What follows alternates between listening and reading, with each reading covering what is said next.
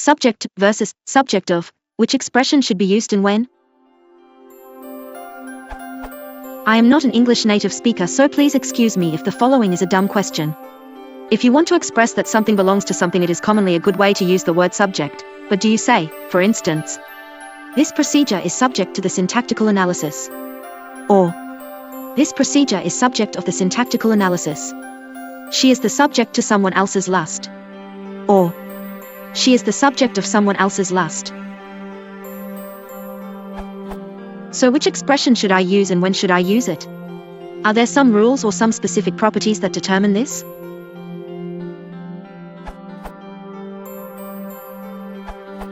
The idiom subject to describe subjugation of the original idea.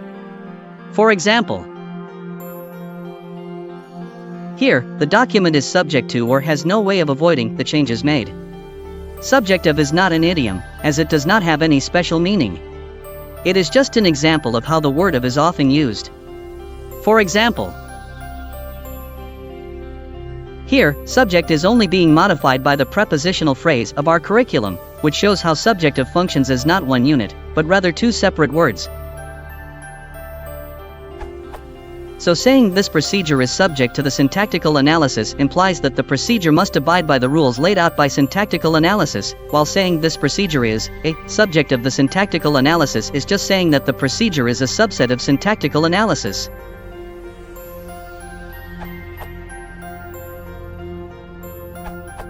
Subject here means two different things, and comes into English by two different paths.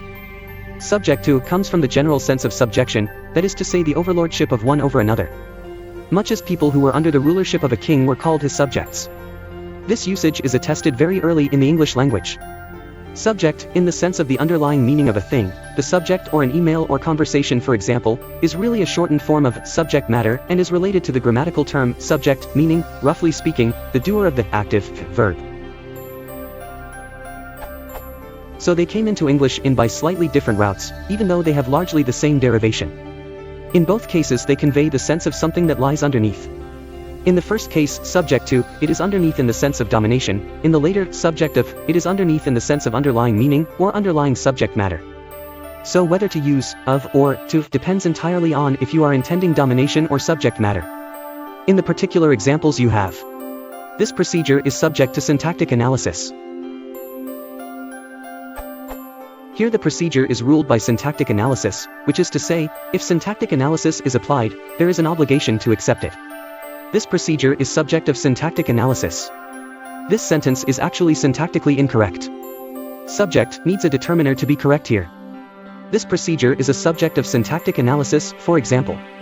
This indicates that one of the underlying meanings, or one of the subject matters of syntactic analysis is this particular procedure. See etymology online for more on this matter.